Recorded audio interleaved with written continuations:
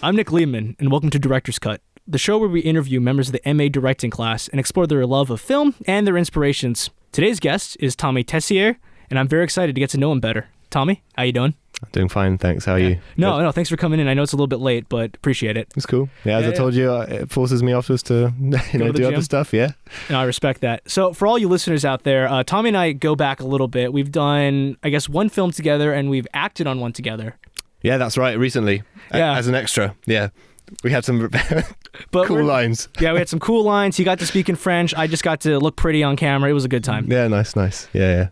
But no, Tommy, I admire you because as a director, you tell people to say sound rolling, and sound is often forgotten on set, so I appreciate that from you. We were taught that actually like a week before. We had like a week or two before, we had like this assistant director course thing, and it was just going over like the process for a first AD, and he reminded us to check for sound. See, I wish you didn't say that, because now there's no excuse for the other films that I were on who didn't say sound. Not everyone attended it as well, So, Tommy, the whole point of this show is we just want to get to know you better, your love for film, directing, and whatnot. Ready to get started? Yeah, sure. All right, nice and easy one. So, where are you from? France. Yes. Where specifically? In the suburbs of Paris. Okay. So, yeah, between Paris and Disneyland, I'm like in the middle, middle there. So, easy to go one way or the other. And you've lived there your whole life? All my life, yeah. So you are 23 years of age, I'm guessing? That's right. From birth to 23, France. That's right, yeah. Very cool. And then just, I guess this is a bit of a weird thing to say, but coming to like film program, right? Yeah. And having a French background, do you find that people might think you're more artistic and talented? Like that's the impression? I don't know, maybe. No, I mean, they obviously tend to ask, questions about what's your French cinema, what are the French directors you like and everything. So definitely, yeah. The reason why I ask is I was talking to one of my friends before I put this question on, and it's because America's big, right? We got a Tarantino, we got a Michael Bay, we also got a lot of bad directors, so it's such a wide pool. But with French film, I just find that like there's never a bad thing to say. At worst, you're obnoxious, but at best, you're like groundbreaking. Right. So I just feel like you have a bit of an advantage where everyone's like, oh, he probably knows his stuff, Yeah. But that can add a bit of pressure as well, because if you don't know a lot, then you're like, yeah. Like I said, you're talented. I like the way you work. So. Oh, thanks. Yeah. So I guess just starting off nice and early, when you were growing up, did film or TV specifically play a big role in your life growing up? Yeah, not enormously. It was mostly comic books. Like I was reading a lot of comic books, and I guess I was creating some as well, like on my own. Drawing was a big part of my childhood, and I think that was kind of like a first step into storyboarding, knowing where to put the characters in the frame and everything. So what comic books specifically? It was just funny ones, French funny ones. But I used to read a lot. I used to read a lot of comic books rather than watch a lot of TV or film. Okay. It was just mostly cartoons. Yeah, because growing up for me, actually, I had a bit of trouble reading. So actually for me, it was comic books were my gateway into that. And I did a lot of Tintin and Asterix, funnily enough. Asterix, yeah. All right. And then Lucky Luke. Lucky Luke, yeah. That's a good one. You pronounced it much better than I do. Lucky Luke, yeah, I like that. Yeah. He had a gun, but it was cool because he was like a kid to them, and exactly. Yeah. Do you have a favorite comic book? He was actually so fast, he used to shoot his shadow, Yes. That's the thing, yeah. No, so I grew up with some of those cartoons, yeah. Do you have a favorite one? This is subject to change too. Yeah, it's it's like a variety of cartoons I like, yeah. Okay. Yeah. What kind of films would you say you like now, though, genre-wise? Like, you more of a horror guy, comedy? You can say everything, too. Okay, so I know what I'm not. I'm not horror. No. Why not? It's not like a sensation I'm looking for. I'm not looking for, I don't want to, I'm not looking to be scared or anything. And it depends what horror film we're talking about. Like, I haven't seen a lot in my life, but I'm wanting to watch a bit more. If they have like a subtle message about society or things like that, and I would be interested. But if it's just horror just to be scared, I just don't. That's just not for me.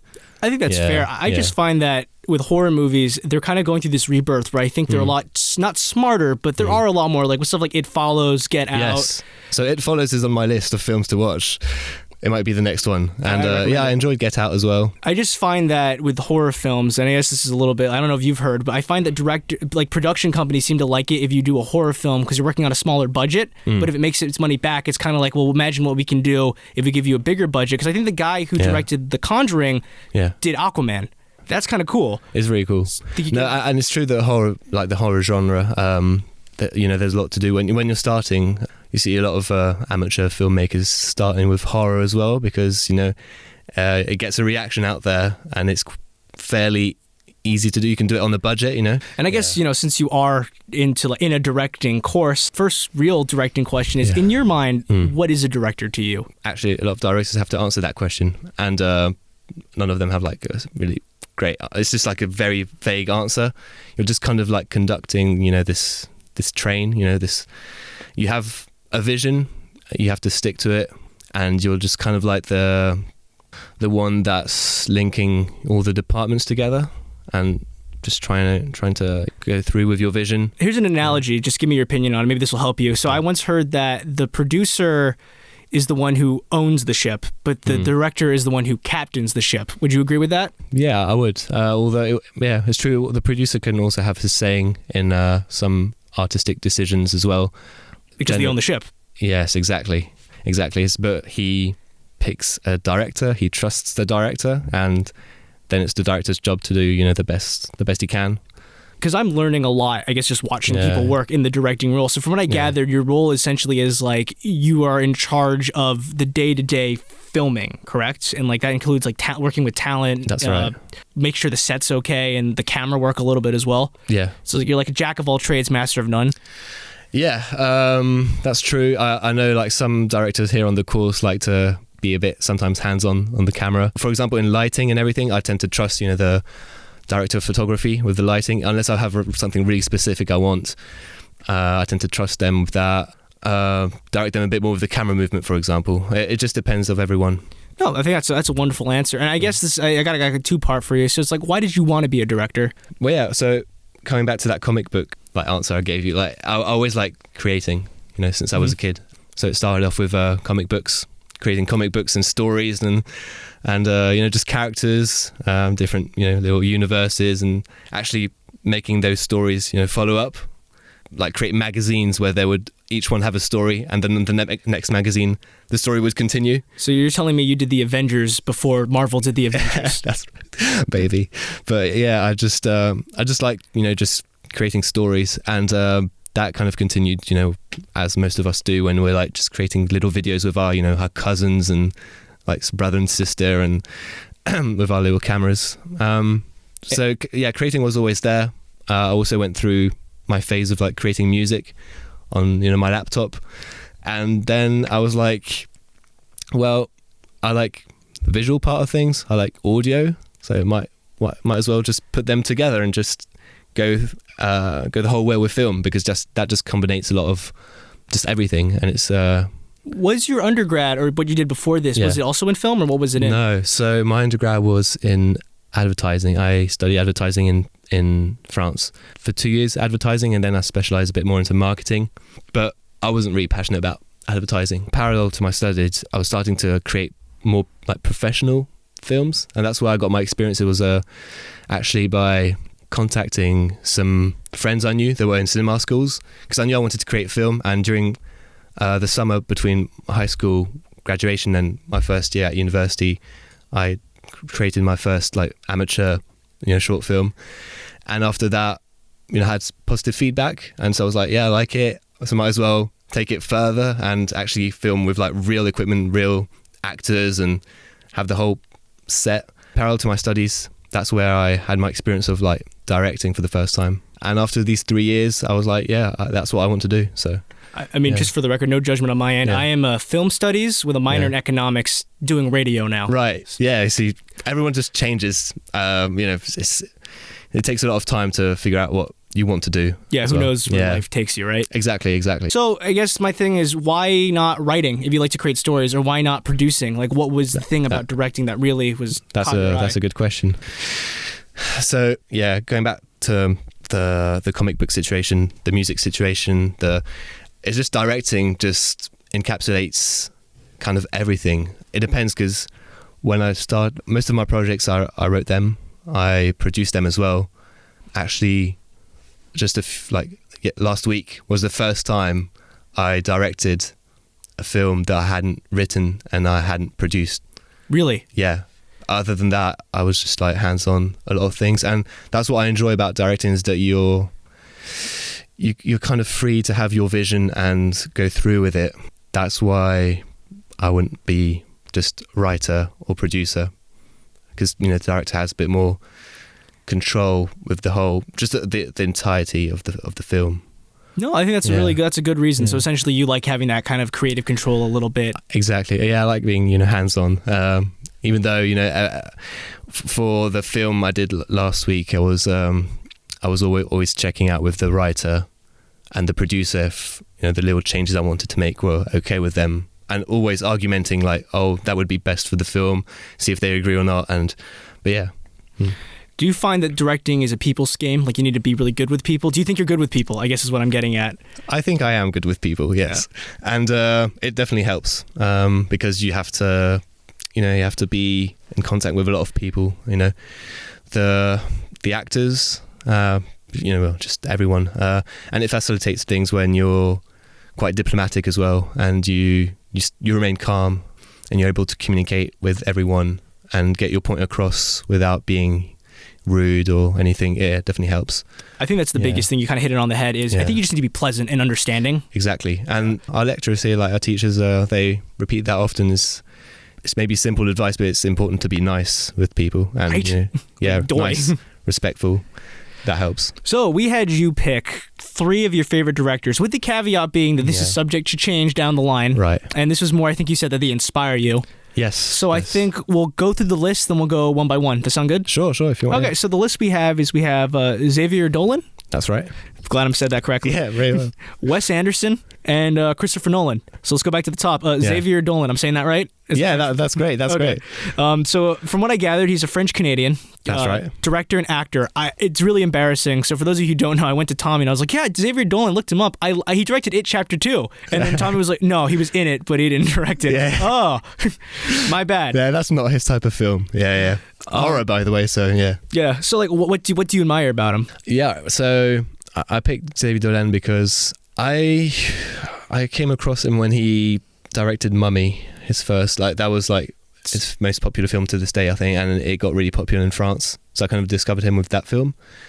Is the film in French? You have to forgive me, I haven't seen the film. It's French-Canadian, so French with an accent kind of thing. Francophone or whatever. That's so between the two. Okay. That's right. And so I discovered that film for the first, that was 2014, and I was kind of it was a really good film, and just obviously the thing with Xavier Dolan is that you kind of watch his films knowing that he's the director as well, because it's hard to separate the fact that he's really young as well. Like he did his first film when he was 19, and ever since then he's released a film per year more or less, and all of them are really good. And it's just his maturity and his hard work and his passion. You can see that a lot in interviews, the way he directs his films as well.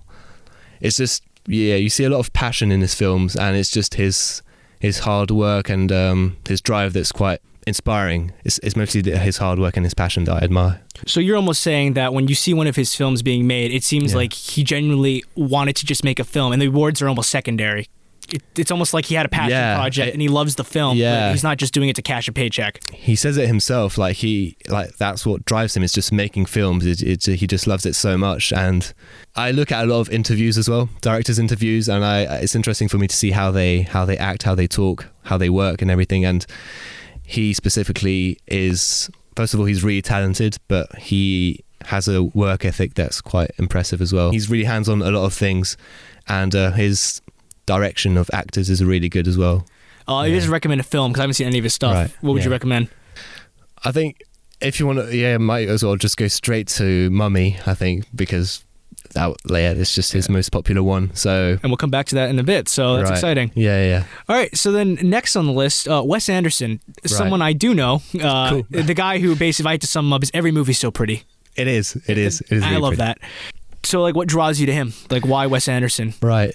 So, I picked Wes Anderson because he just found his unique style, and he's just going, 100% with it. It's just so funny to see how he just sticks to his style, and his style also brings a lot of comedy to the subject as well. I just love how the camera moves. If you know Wes Anderson, you'd recognize this film straight away.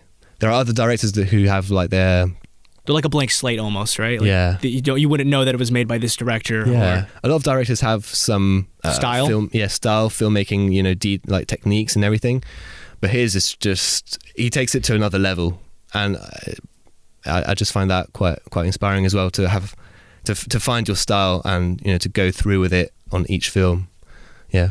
Do you have a favorite Wes Anderson film? I think for me personally, it's either going to be Isle of Dogs, or actually, a weird one. I love The Life Aquatic. Right. So when there's a director I really like, I like to watch all of his filmography.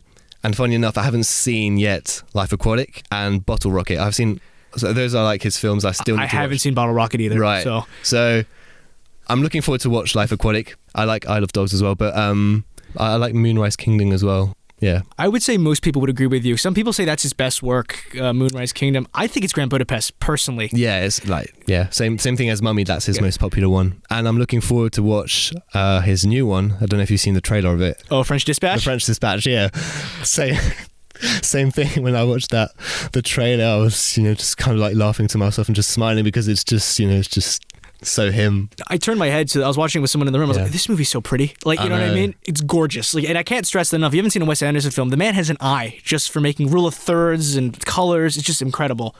It's just great that he's able to do what he does, like to have this whole universe constructed for, like, all the props, all the, the costumes and everything. Is just, it's just great. It's meticulous detail. I know, I love it. Before we get to your next person, something I've noticed too is every one of your directors you've picked seems to write and direct their own films. Is that what you envision yourself to do? Would you like to be the director who has like a cool style, but you would want to write your own material? Or do you kind of just want someone to slide a script across the table and be like, this is what I'm doing? It depends of the script. It's true, and we might talk about that afterwards. You asked me, like, what films do I like? The films I like to make are usually science fiction or fantasy, that they have a little bit of science fiction or a little bit of fantasy in them. Actually, I haven't directed a film that hadn't had like a little element of fantasy or science fiction to them. That's why I like to write my stories as well, because I like to tackle these themes and that genre as well. Yeah. Sure. So I guess Christopher Nolan, arguably speaking, would be the most mainstream on this list.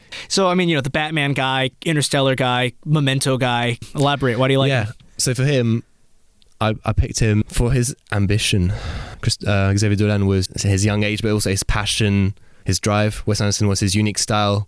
Christopher Nolan is just his ambition. I was interested to see how he started and just read a lot about his career and everything, about all the choices he has made, starting with, following back in, I don't know, it was in the 90s, his first feature film that he'd done for like $6,000. He did that film black and white. He filmed, I think it was every Saturday. He got with the actors. They rehearsed. They shot the film. So it's just interesting to see like the choices he made and all the opportunities that were offered to him in his career. So I was quite blown away when I first saw Inception, and that's why I picked him as a director. His ambition, in the stories he tells. See that with Interstellar. I'm again looking forward for his next film, Tenet. Which is kind of going back to these Inception roots, of kind of this modern sci-fi kind of. Exactly. So I'm very looking forward to his new film. So I picked him for his ambition mostly. Yeah. What I think about Nolan, which is quite interesting, is he's versatile. I'm not saying like Wes Anderson isn't or Xavier Dolan isn't, but you notice he can do superhero movies, he can do hard-boiled detective films, sci-fi, and like Dunkirk war film. It's very impressive. Yes, and I like the slight stress that there is in his films, like there's always like a connection to time. That's something I find quite interesting, the concepts of time, and he tackles some themes that I quite enjoy myself.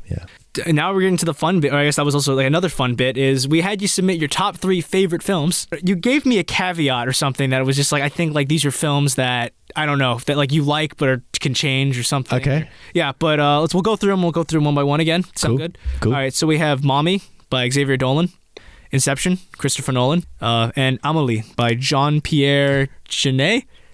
That's great. Yeah, that's it. Was that close enough? Yeah. As you can tell, I did 3 years of French in college. It's paying off finally. Yeah, no, you're doing great. Yeah. So I guess we'll just dissect them one by one. Cool. So, Mommy, you've spoken about it a little bit. Why do you like this film? So, Mummy is a film I'd consider perfect because I can't see any flaws in it. When I'm talking with the other, MA students, It's a film I recommend a lot because of the cinematography of it, which is beautiful. The artistic choices he has made with the ratio of the film, some moments in the film that are quite memorable, quite beautiful, and the direction of actors is really interesting. I read that he tends to speak with the actors as they're playing out the scene. He's like playing with them, so it's just really interesting for me to see how like these kind of filmmakers like direct. So yeah, I can't find a lot of bad things to say about the film. I'll definitely check it out. I think you should. Yeah, just to give you full disclosure, I come into every movie with an open mind, so I won't come with any biases. So I'm excited to check it out. Cool. Yeah, you should definitely.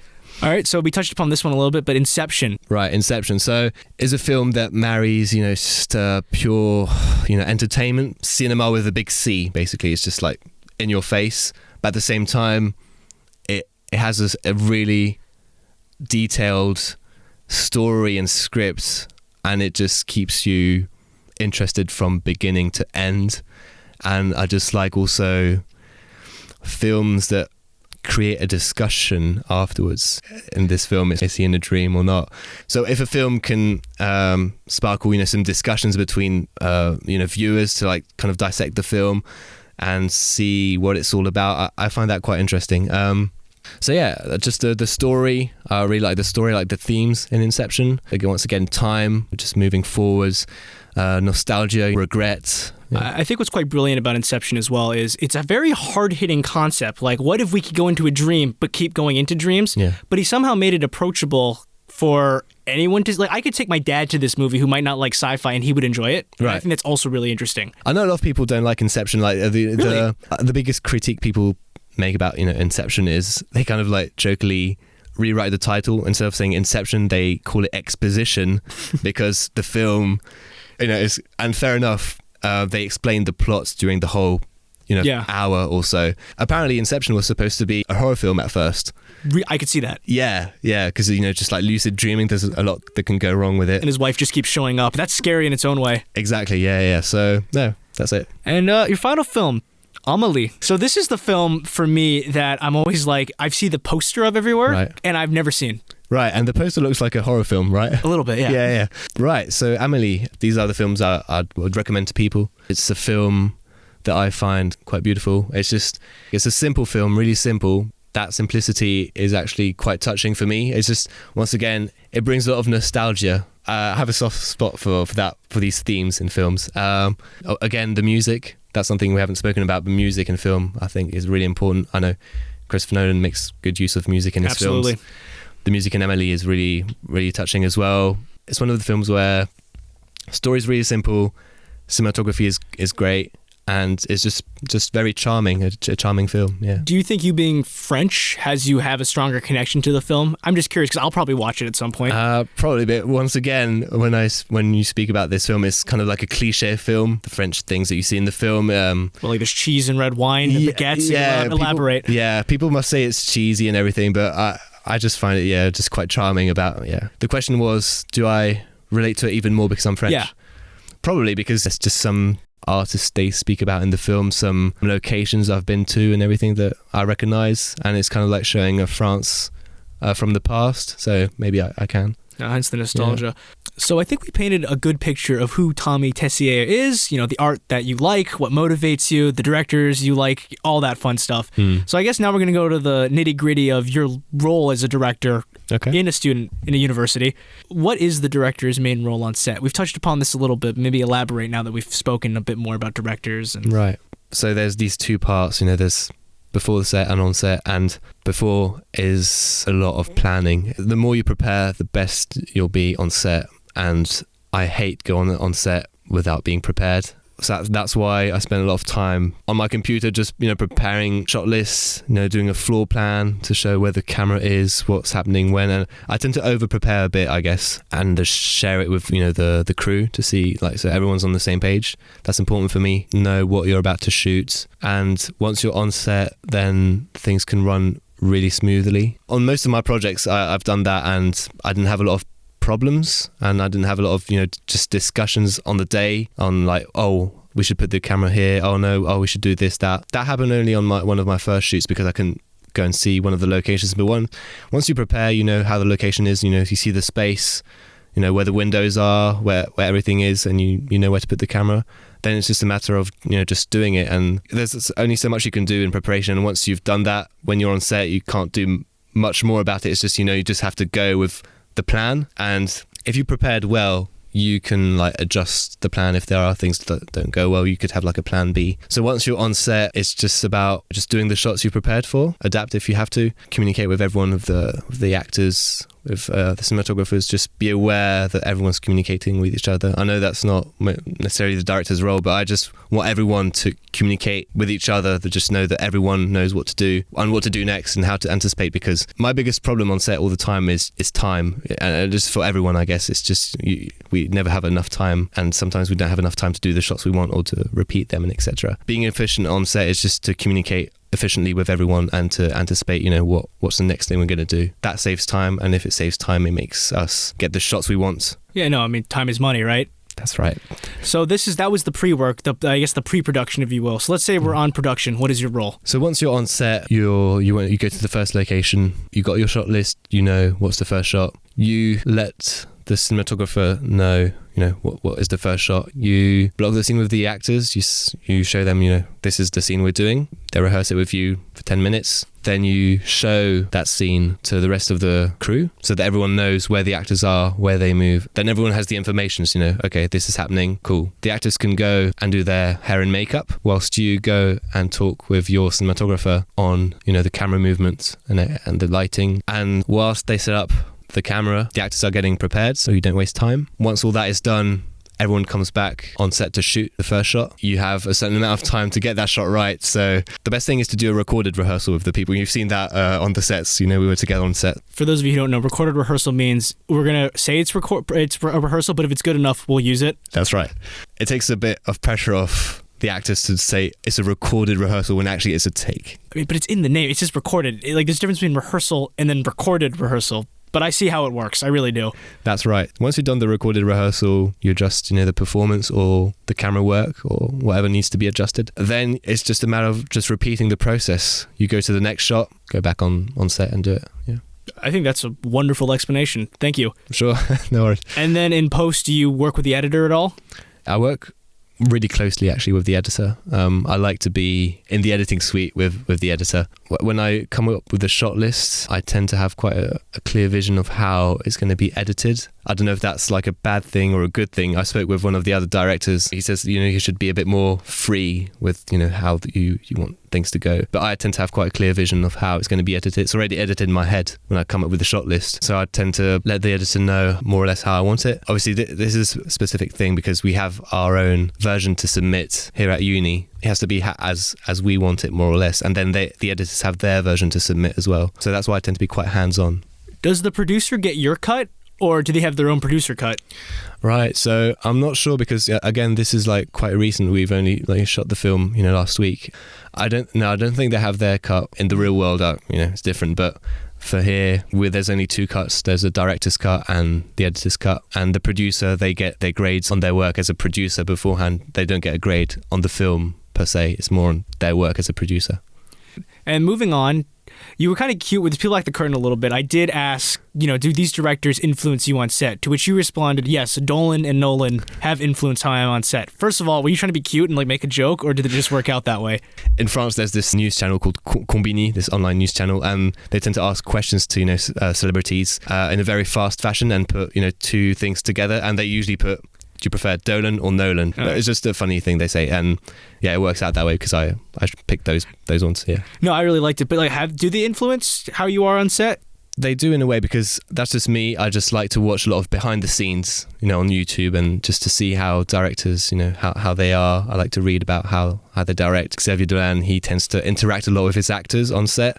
It's reassuring in a way to see how others do things, especially when you start off with, like, when I before doing my ever first project, I was quite curious to see how things were done. I saw that in the pre-production phase, Xavier Dolan liked to print out very big documents about costume influences, colours, whatever. And so that's something I tried to do myself for the semester 2 films, you know, just have like a really big document with a lot of influences, you know, just from Instagram pictures I liked, just who could fit in the mood of the film I wanted to do. That's how he influences me. Christopher Nolan, similarly, it's just like little things he does. It may sound a bit silly, but he wears shirts when he's on set. And talking with another director from our course, he also likes to wear shirts when he directs, because it just makes you move differently. Christopher Nolan likes to ask his crew to dress casual, smartish, like as if they were going to work. It's just, interesting to see what they do and how that influences the way they work on set and, the whole experience of being on set. No, that's awesome. And do you, I guess when you're on set, do you like have trouble being like really assertive and like on it, or are you more of like the nice guy? How do you approach like your crew, your talent? What's your strategy? That's a very interesting question. Or does it change based on crew? Also possible. It doesn't change a lot. I try to make a lot of written work. As I said, just make a lot of detailed notes about the shot list. And on this previous production, the producer and the writer were making a little joke out of it because I tend to come up in the meetings with a lot of notes on everything. So in that sense, I tend to work. So you're always prepared? Always prepared to save time, but also I need to have like a clear vision of how things are going to run. I spoke to one of your screenwriters and she made the same comment. She was like, Tommy is always asking for safety shots. Even though the take's beautiful, he keeps wanting another one because he's so prepared. I think that's a compliment. So good for you. Cool. What projects have you worked in Bournemouth so far? This is film school. You're in the film program. How many films have you made? I did the first semester 1 film, semester 2 film. Then there's the master's project. I worked as a first assistant director on 3 films, I think. Actually, I enjoyed that a lot, even though it's quite stressful to be always looking at time and asking people, silence please, can you get a move on, can you do this, that. It was actually quite interesting. I enjoyed it, and obviously helping as an actor or an extra on sets. So let's talk about your most recent film very quickly, Faded. You want to tell me what that's about? Sem 2 film, just Sem 2 film. Just finished, last week? That's right. Very cool. That's right. Faded, yes. So Faded is set in a society, not necessarily too futuristic or not, where people receive letters about how and when they are going to die. The film follows a family where they receive a letter for the son, 12-year-old son, saying basically how and when he's going to die. And the parents receive the letter, the kid doesn't know about it. And basically the question is, are they going to read the letter or not? I'm not going to spoil the film or anything, but basically the mother decides to read it. And it's all about, okay, we as an audience, we don't see what's on the letter. We don't know what's going on. And the whole film is kind of like trying to figure out, why is she changing? Because she's changing her behavior and everything up to a certain point where there's like a twist at the end. Yes. This sounds like right up your alley. Sci-fi, a little dark, a little like, I don't know, future. So was that what drew you to the project, or did you work with the project before, or did the screenwriter just approach you? What happened is in November, all the producers and the writers had to pitch their film to the rest of the framework. And after that, the directors and just, editors, everyone could approach the producers to say, I'm interested in your film. This is why, blah, blah, blah. That went on for like a week or two. And then the teams had to be complete. And when I heard the pitch for Fated, I was quite attracted to it, as you said, because it tackles slight science fiction, and it just has like this thriller vibe about it. Basically, when I went back home, I sent them this message explaining why I was interested in it, blah, blah, blah, talking about Christopher Nolan again, because in the pitch, there's like this moment where at the end, the film is, there's like this intersection between 3 different moments, and the tension kind of builds up around these 3 different scenes. And that's something Christopher Nolan does in his films. It's like at some point there's like 3 different scenes that like intersect and building up to a point. Basically, the film was fantasy because it had to do with, just destiny, and there wasn't really a backstory to the letters. When I came into the meeting with them for the first time, I explained to them that I would prefer it to be science fiction because I'd find that a bit more interesting if that could be real and if it could be grounded into reality a bit more, and it would add up to the tension as well, because if it's just destiny playing against the characters, it's a bit of an unfair battle, so that creates a bit more suspense to it.